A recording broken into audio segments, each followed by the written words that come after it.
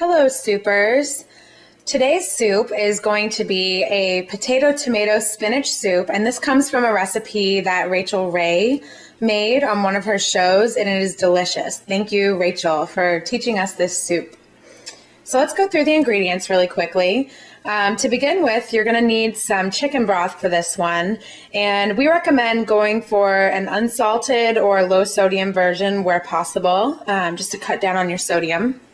You're going to need 1 large yellow onion, 2 small cans or 1 large can of diced tomatoes, and again, we've gone with an organic variety because it's just as affordable as some of the more traditional brands. We've got our spinach pre-washed, our potatoes, and make sure that you go with the Yukon Gold potatoes. The recipe calls for all-purpose, but the Yukon Gold make this soup really nice. You're going to need some crushed nutmeg, or ground nutmeg, your extra virgin olive oil, some pepper, and some salt. So we're just going to start by kind of roughly peeling our Yukon potatoes. It's okay if you have a little bit of skin left, because after all, that is where all the vitamins are. Hopefully you're a better peeler than me. So as you can see, we've now peeled our potatoes, and now we're going to start slicing them. And it's really important that you make thin slices, because you want your potatoes to actually break up in the soup a little bit, which will release some starch into the water and give you a little bit of thickness and body to your broth without having to add anything like cream or other high-calorie tricks that people use to thicken up their broth. So you can kind of see how I'm slicing it very thin. And once you've got some slices like that, the little trick is to take the slices you've already got and just cross hash them. So you end up with little thin slices that look like about 1/4 of a pie. We're just going to dice the onion in a normal fashion, just chop it up in rough, small diced pieces. One of the things we're going to need to start our potato tomato spinach soup is some diced garlic, so I'm just doing that by hand roughly, and then we'll add that to some oil and get our soup started. First, we're going to add about 2 tablespoons of olive oil, or you can just do 2 turns around the pan. That should give you about the right amount. I mean, you can never have too much olive oil. And to that, we're going to add our minced garlic that we finished mincing, as well as our diced onion.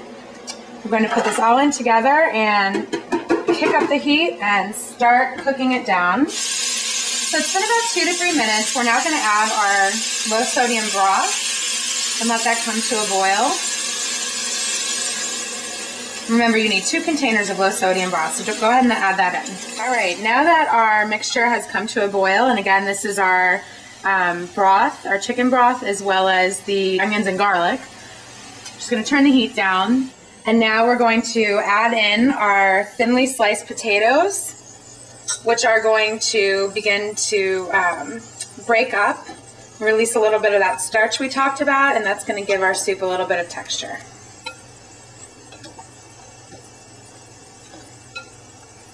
So now that our potatoes have been bubbling and boiling for a little bit here, we want to make sure that they're done before we add our next step. So you can just stick your fork in very carefully and basically spear a potato, and it should go right through and even break apart like that one just did. So that's how we know that our potatoes have been cooked all the way through, and we can start adding the next phase.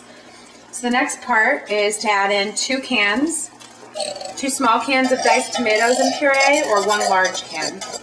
There we go. Combine that in, and we're going to add some nutmeg. The recipe calls for about 1/4 teaspoon. I kind of do it by sight. You can measure it. If you do measure it, feel free to add a little extra, because this is the secret ingredient that really makes this soup sing. All right, now we're adding spinach in little by little. Give it a chance to kind of wilt into the soup, so just kind of poke it around before you add a little bit more. And just keep doing this one by one as the spinach kind of wilts down and makes room for more, and you won't even believe how much this 1 bag of spinach will reduce in size, unless of course you've cooked spinach yourself. All right, supers, it's our favorite time. We are going to taste this tomato, potato, spinach soup. And I garnished it with some Parmesan cheese, which makes all the difference. Let's see how it tastes. Wow. That's one heck of a soup. Happy souping!